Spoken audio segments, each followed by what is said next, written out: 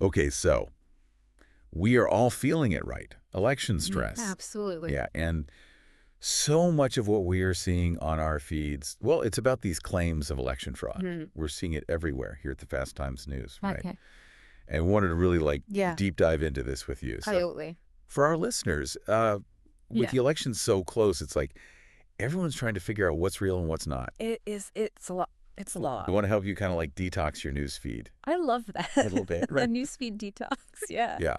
So, I mean, just starting out, the volume of claims that are out there is kind of mind-blowing. It really is. Like everything we are seeing, you know, like all the classics, right? the rigged election to you know, illegal voters to these videos that look so real. They're getting so good. Oh my God. Like some of these deep fakes and AI generated stuff, it's hard to even tell anymore. It's scary. Like that one, do you remember the one that was going around about Haitian citizens voting in Georgia? Oh yeah, I remember that. Yeah. And it was completely debunked. Of course, yeah. It was a total hoax, but it was millions of views. I know, and it's before they could even... Before anybody could fact check it or... Shake it down. Take it down. It was already everywhere. I know. And then there was that whole thing about the Canadian voter. Oh, right. Right. You remember that? This person who said they were Canadian and bragged about driving down to Florida to vote illegally. And it was... It was fake. It was totally made up. Totally fake. But it was, like you said, it just plays into people's fears about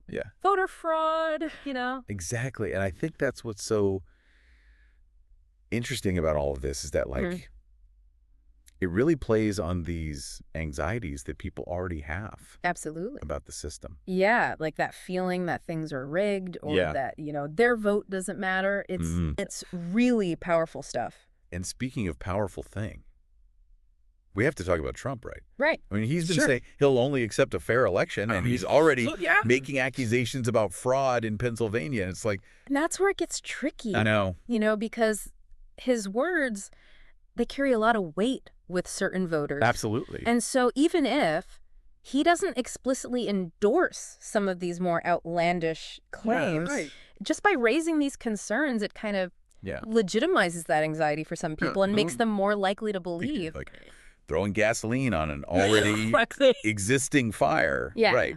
And then you add in social media. Oh. It's just fanning those flames even more. It's like a wildfire, right? It is a wildfire. Especially on X. Oh my gosh. I mean, every time I open it up, it's another post about election fraud. Then I'm sure, you know the way the algorithms work too, right? Oh, absolutely. It's designed to keep you engaged. Right. And nothing keeps people scrolling. Outrage. Outrage and fear, right? So it's almost like these algorithms are pushing this stuff to the top. Yeah. Even if it's completely false. And so it's we know all this is happening online. Yeah.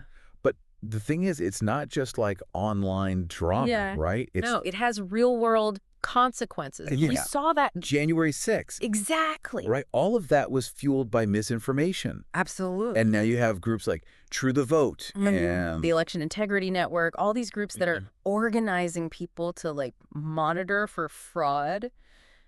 It's scary. It is concerning, because their definition of fraud often lines up with these totally unfounded claims that are going around online. So it's if you're already convinced that there's all this fraud happening, you're going to see it everywhere. You're going to find it. Yeah, even if it's not really there. So what do we do? I mean, it feels like we're drowning in all of this. I know it's tough, but we can't just give up. Right. The first thing is to be aware, you know, understand the tactics that are being used to spread this stuff. Yeah.